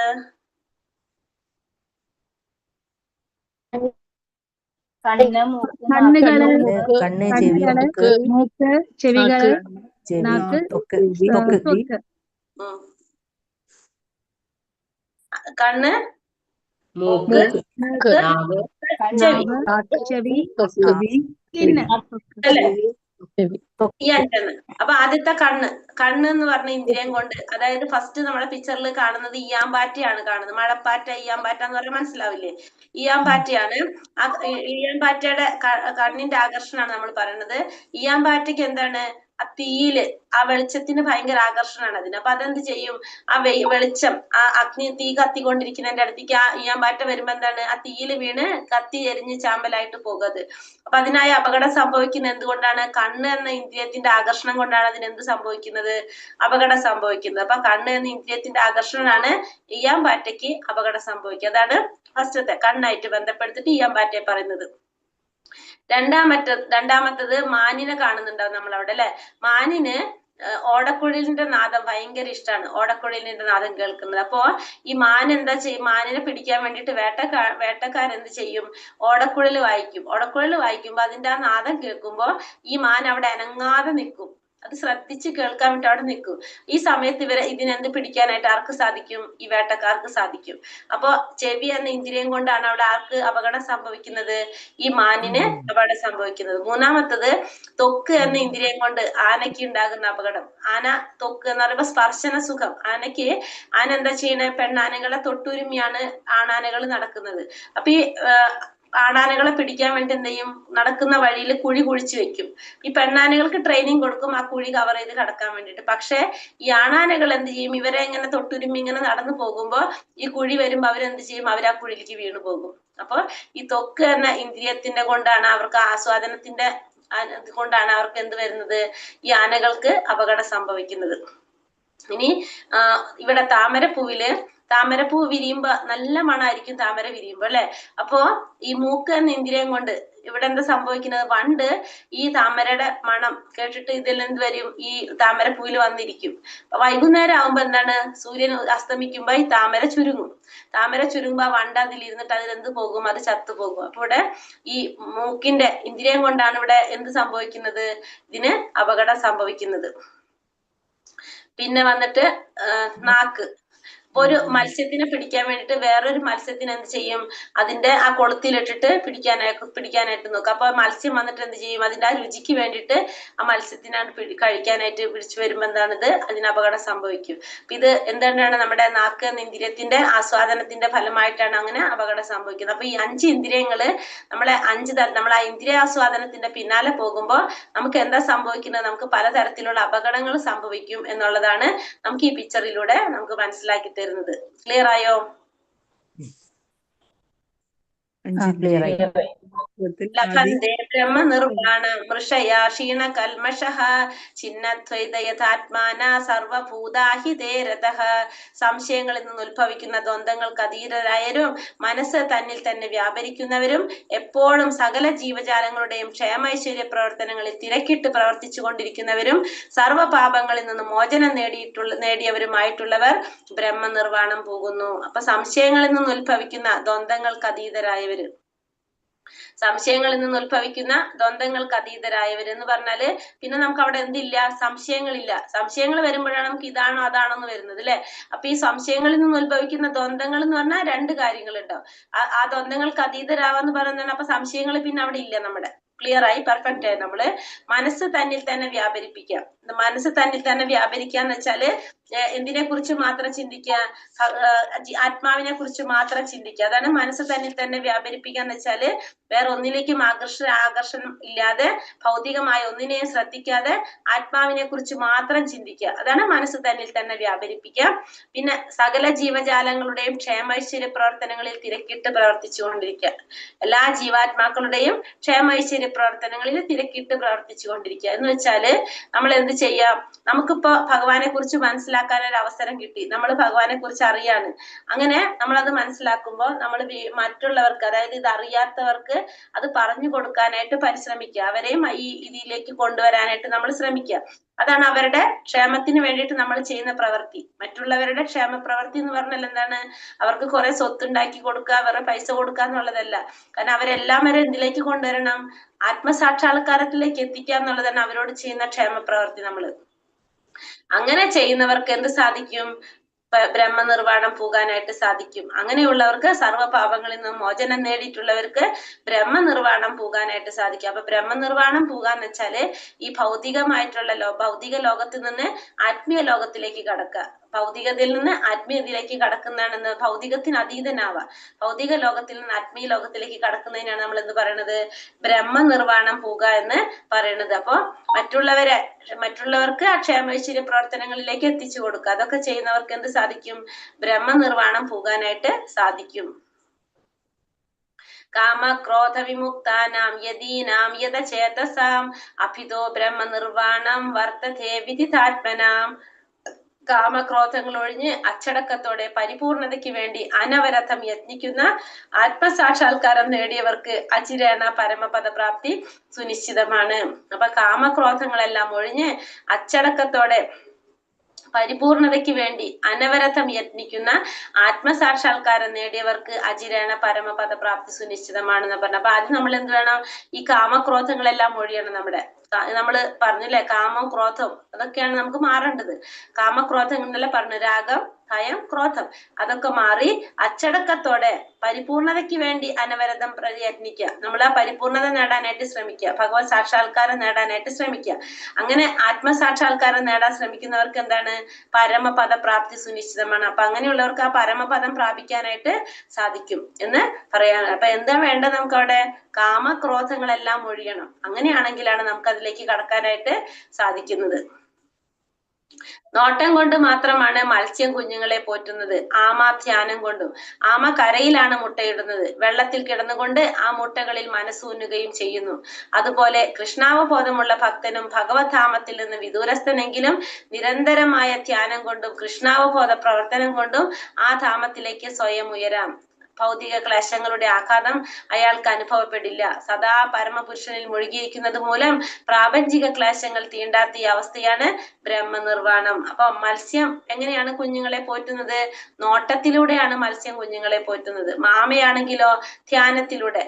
ആമ കരയിൽ മുട്ടയിടും, എന്നിട്ട് വെള്ളത്തിൽ പോയിട്ട് കിടന്ന് ആ മുട്ടകളിൽ മനസ്സൂന്നിക്കൊണ്ടാണ് ആമ എന്ത് ചെയ്യേണ്ടത്? കുഞ്ഞുങ്ങളെ പോറ്റുന്നത്. അതേപോലെ തന്നെ കൃഷ്ണാവബോധമുള്ള ഒരു ഭക്തൻ ഭൗതിക ലോകത്തിൽ ഇരുന്നിട്ട് ഭഗവാനെ സദാ ധ്യാനിച്ചുകൊണ്ട് ഭഗവത് ധാമത്തില്, ഭഗവാൻ എവിടെയാണ്? ഭഗവാന്റെ ധാമത്തില്, അത്രയും വിദൂരത്തിലിരിക്കുന്ന ഭഗവാനെ സദാ നിരന്തരം ധ്യാനിച്ചുകൊണ്ട് എന്ത് ചെയ്യാണ്? ഭഗവത് ധാമത്തിലേക്ക് പോകാൻ ആർക്ക് സാധിക്കാണ്? ആ ഭക്തന് സാധിക്കും. കാരണം നിരന്തര ധ്യാനത്തിലൂടെ സ്വയം ഭഗവത്ധാമത്തിലേക്ക് ഉയരാണ് ചെയ്യുന്നത്. ആര്? ഭഗവാന്റെ ഭക്തന്മാര് ധ്യാനത്തിലൂടെ ഭഗവാന്റെ ധാമത്തിലേക്ക് സ്വയം ഉയരാണ് ചെയ്യുന്നത്. അപ്പൊ വിദൂരസ്ഥനെങ്കിലും ഇപ്പൊ എങ്ങനെയാണ് ഭഗവാൻ സമീപസ്ഥനായിട്ട് അറിയാനായിട്ട് സാധിക്കും? എങ്ങനെ? നിരന്തരം ധ്യാനത്തിലൂടെ, സ്മരണയിലൂടെ. അങ്ങനെ ചെയ്ത് എന്തിനു സാധിക്കും? ഭഗവാന്റെ ധാമത്തിലേക്ക് ഉയരാനായിട്ട് സാധിക്കും. ഈ ഭൗതിക അങ്ങനെയുള്ള വ്യക്തി എന്ത് ബാധിക്കുന്നില്ല? ഈ ഭൗതിക ക്ലേശങ്ങളുടെ ആഘാതം ആ വ്യക്തിക്ക് അനുഭവപ്പെടുന്നില്ല. സദാ ഭഗവാനിൽ മുഴുകിയിരിക്കുന്നത് കൊണ്ട് ഈ പ്രാപഞ്ചിക ക്ലേശങ്ങള്, ഈ ഭൗതിക പ്രപഞ്ചത്തിൽ ഉണ്ടാകുന്ന ക്ലേശങ്ങള്, ദുഃഖങ്ങളൊന്നും ആരെ ബാധിക്കില്ല? അത്തരത്തിലുള്ളൊരു ഭക്തനെ ബാധിക്കുന്നില്ല. അതൊന്നും തീണ്ടാത്ത അവസ്ഥയെ നമുക്ക് എന്ത് പറയാം? അപ്പൊ ബ്രഹ്മനിർവാണം എന്ന് പറയാനും സാധിക്കും. അപ്പൊ ഈ ഭൗതിക പ്രപഞ്ചത്തിലെ ക്ലേശങ്ങളൊന്നും ഇല്ലാത്തൊരവസ്ഥ, അതായത് ഈ ഭൗതികത്തിന് അതീതനായിട്ടുള്ള അവസ്ഥ, അതാണ് എന്ത്? ബ്രഹ്മനിർവാണം എന്ന് പറയാനായിട്ട് സാധിക്കും. ഭൗതികത്തിൽ നിന്ന് ആത്മീയത്തിലേക്ക് കടക്കാം. അപ്പൊ പിന്നെ ഭൗതിക ലോകത്തിലൊന്നും നമുക്ക് അറിയേണ്ട ആവശ്യമില്ല. ആ ഒരു അവസ്ഥയാണ് നമുക്ക് എന്ത് പറയണത്? ബ്രഹ്മനിർവാണം എന്ന് പറയുന്നത്. ഭോക്താരാം യജ്ഞ തപസാം സർവലോക മഹേശ്വരം സുഹൃതം സർവഭൂതാനാം ജ്ഞാത്വാ മാം ശാന്തി മൃച്ഛതി. എല്ലാ യജ്ഞങ്ങളുടെയും തപസ്സുകളുടെയും ഭോക്താവും ദേവന്മാരുടെയും സർവ്വലോകങ്ങളുടെയും അധിപനും എല്ലാ ജീവികളുടെയും സുഹൃത്തും അഭ്യുതകാംക്ഷിയുമാണ് ഞാനെന്ന് മനസ്സിലാക്കിയ തികഞ്ഞ കൃഷ്ണാവബോധമുള്ള വ്യക്തി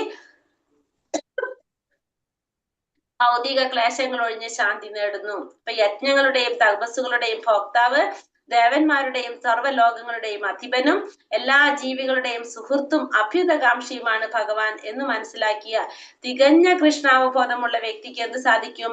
ഭൗതികമായ ക്ലേശങ്ങളെല്ലാം ഒഴിഞ്ഞ് ശാന്തി നേടാനായിട്ട് സാധിക്കും. അപ്പൊ എങ്ങനെയാണ് ഭഗവാനെ മനസ്സിലാക്കേണ്ടത്? എല്ലാ യജ്ഞങ്ങളുടെയും തപസ്സുകളുടെയും ഭോക്താവാണ് ഭഗവാൻ. അപ്പൊ എല്ലാത്തിന്റെയും ഭോക്താവ് ആരാണ്? ഭഗവാനാണ്.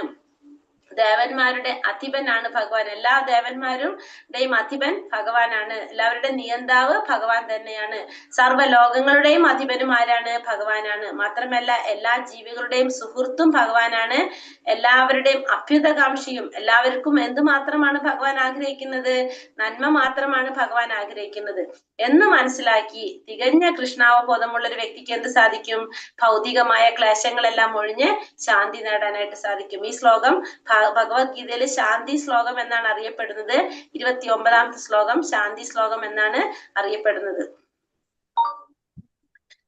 അപ്പൊ ഭഗവാൻ പരമാധികാരിയാണ്, പരമമായ ഭോക്താവാണ്, എല്ലാവരുടെ സുഹൃത്തും അഭ്യുതകാംക്ഷിയാണ് ഭഗവാൻ. അതാണ് പറയുന്നത് ഇവിടെ പരമാസ്വാദകനും പരമമായ അധികാരിയും പരമ സുഹൃത്തും ഭഗവാനാണ്. ഈ സത്യം വിസ്മരിച്ചു പോകുമ്പോഴാണ് നമുക്ക് എന്തുണ്ടാകുന്നത്? നമ്മൾ ഈ ഭൗതിക ലോകത്തിൽ ക്ലേശങ്ങൾ അനുഭവിക്കേണ്ടി വരുന്നത്. അത് ഭഗവാനാണ്. പരമാസ്വാദകനും പരമാധികാരിയും പരമഭോക്താവും സുഹൃത്തും എല്ലാം ഭഗവാനാണെന്ന് മനസ്സിലാക്കിയില്ലെങ്കിൽ നമുക്ക് എന്തനുഭവിക്കേണ്ടി വരും? ക്ലേശങ്ങൾ അനുഭവിക്കേണ്ടതായിട്ട് വരും. ഹരേ കൃഷ്ണ കൃഷ്ണ കൃഷ്ണ ഹരേ ഹരേ, ഹരേ രാമ രാമ രാമ ഹരേ ഹരേ. വഞ്ചാകൽപതരൂപേശ്ച കൃപാ സിന്ധോഭ്യവ ച പതിതാനാം പാവനേഭ്യോ വൈഷ്ണവേഭ്യോ നമോ നമ. അനന്ത കോടി വൈഷ്ണവൃന്ദി की जय, श्रील प्रभुपाद की जय, गुरुदेव की जय, निताय गौर प्रेमानंदे. हरि हरि बोल. हरे कृष्ण.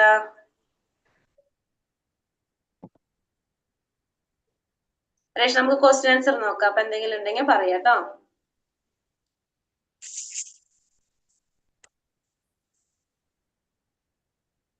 മുക്തിക്ക് ഏറ്റവും നല്ല കർമ്മം ഏതാണെന്നാണ് ഭഗവാൻ പറഞ്ഞത്?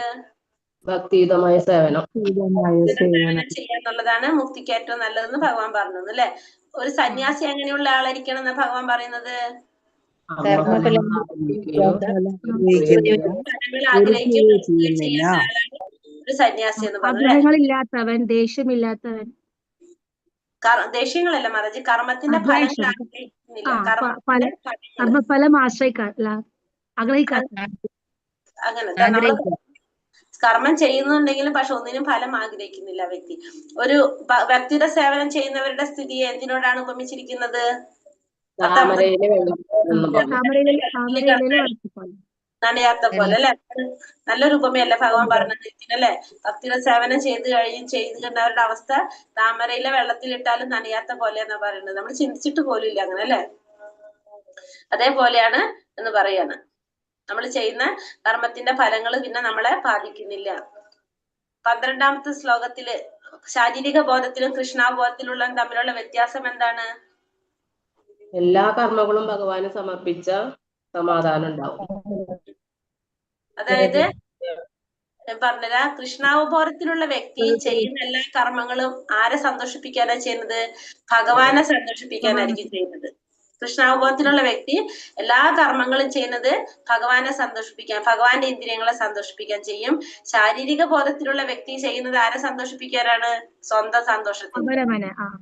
സ്വന്തം സന്തോഷത്തിന് വേണ്ടിയിട്ടാണ് എല്ലാ പ്രവർത്തികളും ചെയ്യുന്നത്. അപ്പൊ നമുക്കൊരു ഉദാഹരണം പറഞ്ഞ എളുപ്പത്തിൽ അറിയാൻ പറ്റും. നമ്മളൊരു കടയിൽ പോയിട്ട്, ഒരു പച്ചക്കറി കടയിൽ പോയിട്ട് നമ്മളൊരു കോളിഫ്ലവർ മേടിക്കുക. ഭഗവാൻ ഒന്ന് കൃഷ്ണാവബോധത്തിലുള്ള വ്യക്തി ഫുള്ള് ഭഗവാന്റെ ഭക്തനാണ്, ഒരെണ്ണം സ്വന്തം ആഗ്രഹത്തിന് വേണ്ടി ചെയ്യുന്നത്. നമ്മൾ നോക്കുമ്പോ രണ്ടുപേരും ഒരേപോലെ ചെയ്യുന്ന കോളിഫ്ലവർ എടുത്ത് നോക്കുന്നുണ്ട്, അത് നല്ലതാണോ നോക്കും. ആ വ്യക്തി നോക്കുമ്പോ എന്താണ്, ഇതിൽ വല്ല പുഴുക്കേടുണ്ടോ, കാരണം എനിക്ക് കഴിക്കേണ്ട സാധനമാണ് അല്ലെ, ഇത് എങ്ങനെയുണ്ട് എന്താണെന്നൊക്കെ നോക്കിയിട്ട് മേടിക്കാൻ നോക്കും. മറ്റേ വ്യക്തി വിചാരിക്കും ഇത് ഭഗവാന് സമർപ്പിക്കേണ്ടതാണ്, അപ്പൊ ഇത് ഏറ്റവും നല്ലതായിരിക്കണം എനിക്ക് കിട്ടേണ്ടത്. നമ്മൾ പുറത്തുനിന്ന് നോക്കി കാണുമ്പോ രണ്ടുപേരും ചെയ്യുന്നു, പൈസ കൊടുക്കുന്നു, രണ്ടുപേരും വീട്ടിൽ മേടിച്ചുകൊണ്ടിരുന്നു ഉണ്ടാക്കി. ഒരു വ്യക്തി എന്താണത് ഭഗവാന് സമർപ്പിക്കാൻ വേണ്ടിയിട്ട്, ഭഗവാന് വേണ്ടിയിട്ടാണ് അതൊക്കെ ചെയ്യുന്നത്. മറ്റേ വ്യക്തി അല്ലാതും എന്നിട്ട് നമ്മളതില് എങ്ങനെയാണ് നമുക്ക് അത് ഉണ്ടാക്കേണ്ടത്, നമ്മൾ അങ്ങനെ ഉണ്ടാക്കി നമ്മൾ അത് ആഗ്രഹിക്കും, ഇങ്ങനെ ഉണ്ടാക്കി എനിക്ക് കഴിക്കാന്ന് ശാരീരിക ബോധത്തിലുള്ള വ്യക്തി വിചാരിക്കും. മറ്റേ വ്യക്തി വിചാരിക്കും ഇത് ഞാൻ ഇങ്ങനെ ഉണ്ടാക്കി ഭഗവാന് കൊടുത്താൽ ഭഗവാന് ഭയങ്കര സന്തോഷമായിരിക്കുന്നു. നമ്മളെ കാഴ്ചയിൽ രണ്ടാളും ഒരേ കാര്യങ്ങളാ ചെയ്യുന്നത്, പക്ഷെ രണ്ടുപേരുടെ ഭാവം വ്യത്യാസമാണ് അല്ലെ. ഒരാള് ഫുള്ള് സ്വന്തമായിട്ട് ചിന്തിക്കുകയാണ്, ഞാൻ അത് ഉണ്ടാക്കി ഞാൻ അതങ്ങനെ കഴിക്കുന്നു. മറ്റേ വ്യക്തി എല്ലാതും എന്താണ് ചിന്തിക്കുന്നത്? ഭഗവാനുമായിട്ട് ബന്ധപ്പെടുത്തിയിട്ട്. മനസ്സിലായോ? അപ്പൊ ശാരീരിക ബോധത്തിൽ വിചാരിക്കുന്ന വ്യക്തി എല്ലാതും സ്വന്തം ആഗ്രഹങ്ങൾക്ക് വേണ്ടി ചെയ്യുന്നു. കൃഷ്ണാവബോധത്തിലുള്ള വ്യക്തി എല്ലാ കാര്യങ്ങളും എന്താണ്? ഭഗവാന് വേണ്ടി ചെയ്യുന്നു. അതാണ് രണ്ടും തമ്മിലുള്ള വ്യത്യാസം. ക്ലിയർ ആയില്ലേ എല്ലാവർക്കും? 17ാമത്തെ ശ്ലോകത്തില് എങ്ങനെയുള്ളവർക്ക് മുക്തിമാർഗത്തിൽ മുന്നേറാൻ സാധിക്കുന്നതാണ് ഭഗവാൻ പറയുന്നത്? ഭഗവാനെ മാത്രം ആശ്രയിച്ച് ജീവിക്കുന്നവർ. 4 കാര്യങ്ങളാണ്. തദ്ബുദ്ധയ തദാത്മാന തന്നിഷ്ഠ ഭഗവാനിലെ ആശ്രയിച്ചിരിക്കുന്നു. വിശ്വാസവും ആശ്രയവും. അതെ, മനസ്സ്, വിശ്വാസം, ആശ്രയം എന്നിവയില് 4 കാര്യങ്ങൾ അല്ലെ. ബുദ്ധി, മനസ്സ്, വിശ്വാസം, ആശ്രയം. ഈ 4 കാര്യങ്ങള് ഭഗവാനെ സമർപ്പിക്കുമ്പോ. 18ാമത്തെ ശ്ലോകത്തിൽ എന്തിനെ കുറിച്ചാ പറഞ്ഞത്? ബ്രാഹ്മണനെയും പശുവിനെയും പശു, ചണ്ടാലൻ കാണാൻ സാധിക്കും. ഇവരെ മാംസം ഭക്ഷിക്കുന്ന സമദൃഷ്ടിയോടെ കാണുക. ജ്ഞാനികള്, ഒരു പണ്ഡിതനെ സംബന്ധിച്ച്, പണ്ഡിതൻ വെച്ചെന്നാണ് ഭഗവാനെ കുറിച്ചുള്ള അറിവ് നേടിയ വ്യക്തി. ആ വ്യക്തി എല്ലാവരെയും സമഭാവനയോടെ കാണാൻ ശ്രമിക്കും. എന്തുകൊണ്ടാണ്? ആ വ്യക്തിക്ക് അറിയാം ഇന്ന് ഞാനിപ്പോ മനുഷ്യ ശരീരത്തിലാണെങ്കിൽ നാളെ ചിലപ്പോ ഞാൻ ആരായിരിക്കും? മൃഗശരീരത്തിലായിരിക്കും എന്ന് ആർക്കറിയാം? കാരണം നമ്മൾ ചെയ്യുന്ന കർമ്മത്തിന്റെ ഫലത്തിനനുസരിച്ചാണ് നമുക്ക് ഈ ശരീരങ്ങൾ സ്വീകരിക്കുന്നത് എന്ന് ആർക്കറിയാം? ഈ പണ്ഡിതനായ വ്യക്തിക്ക് അറിയാം. എല്ലാവരുടെ ഉള്ളിലും പരമാത്മാവുണ്ട്. മാത്രമല്ല എല്ലാവർക്കും ഈ ശരീരം ലഭിക്കുന്നത് നമ്മൾ ചെയ്യുന്ന കർമ്മത്തിനനുസരിച്ചാണ്. ഇന്ന് ഞാൻ ചിലപ്പോ മനുഷ്യ ശരീരത്തിലായിരിക്കും, നാളെ ഞാൻ വേറെ ഏതെങ്കിലും ശരീരത്തിലായിരിക്കും എന്ന് ആർക്കറിയാം? ഈ വ്യക്തിക്ക് അറിഞ്ഞതുകൊണ്ട് എല്ലാവരെയും സമഭാവനയോടെ കാണാൻ ആര് ചെയ്യാ? ഈ പണ്ഡിതരായിട്ടുള്ള വ്യക്തികള്. അതുകൊണ്ട് സമഭാവത്തിലാണ് എല്ലാവരെയും കാണുന്നത്. ആത്മസാക്ഷാത്കാരം ലഭിച്ച വ്യക്തിയുടെ ലക്ഷണങ്ങൾ എന്തൊക്കെയാണ്? സന്തോഷം വരുമ്പോ ഇന്ദ്രിയങ്ങളെ നിയന്ത്രിക്കാനുള്ള സന്തോഷിക്കുന്നുണ്ട്, കഴിവ്, ദുഃഖം വരുമ്പോ ദുഃഖിക്കുന്നുണ്ട്. ദോഷം വരുമ്പോഴും ദുഃഖം വരുമ്പോഴും സമഭാവന, ഒരുപോലെ അതെ, അതെ, സന്തോഷം ദൈവത്തിലുള്ള വരുമ്പോ വിശ്വാസം, സന്തോഷിക്കുന്നില്ല, ഭക്തി. ദുഃഖം വരുമ്പോ കൂടുതൽ ദുഃഖിക്കുന്നില്ല. ആ അയാൾക്ക് എന്തറിയാ? ഇന്ദ്രിയങ്ങളെ നിയന്ത്രിക്കാനുള്ള കഴിവ്. ഇതെന്താ? ആ വ്യക്തിക്ക് എന്തറിയാ? ഈ സന്തോഷം കൂടുതൽ ഉണ്ടാവില്ല, ദുഃഖം കൂടുതൽ, രണ്ടും ഇങ്ങനെയല്ല എന്നുള്ളത് ആർക്കറിയാം? ആ വ്യക്തികൾക്ക് അറിയാനായിട്ട്, ഇതിന് ആദ്യം അവസാനം ഒക്കെ ഉണ്ടെന്നുള്ളത് അവർക്ക് അറിയാനായിട്ട് സാധിക്കും. ഇനി 5 ഇന്ദ്രിയങ്ങൾ കൊണ്ടുള്ള ആസ്വാദനം കൊണ്ടുണ്ടാകുന്ന ദുഃഖം. നമ്മളെ കണ്ണ് ആരെ കുറിച്ച പറഞ്ഞ? ഉദാഹരണം പറയുമ്പോ ഈയാൻ പാടില്ലേ? ആകർഷണം കൊണ്ട്, കണ്ണിന്റെ ആകർഷണം കൊണ്ടുണ്ടാകുന്നത്.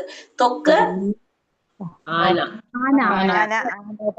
സ്പർശന സുഖത്തിന് വേണ്ടിയിട്ട് അപകടം സംഭവിക്കുന്നത്. പിന്നെ വന്നിട്ട് ചെവി, കാരണം ഓടക്കുഴലിന്റെ ഫലം കേൾക്കാൻ വേണ്ടിട്ട്. പിന്നെ വന്നിട്ട് നാക്ക്, മത്സ്യം, നാവിന്റെ രുചിക്ക് വേണ്ടിട്ടല്ലേ. പിന്നെ ഒന്നും കൂടി പറഞ്ഞ മൂക്ക്,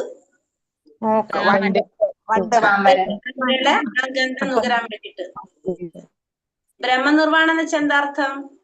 ഭൗതിക ലോകത്ത് നിന്ന് ആത്മീയതയിലേക്ക് വരും. ആത്മീയത്തിലേക്ക് കടക്കുന്നതിനാണ് എന്ത് പറയണത്?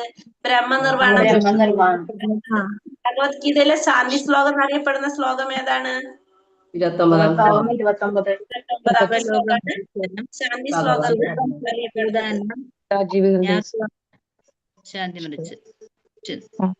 ശാന്തി ശ്ലോകം എന്നറിയപ്പെടുന്നത് അതാണ്. ഹരേ കൃഷ്ണ. അപ്പൊ ഇന്ന് എടുത്തതിൽ എന്തെങ്കിലും സംശയങ്ങളുണ്ടോ? മനസ്സിലായി?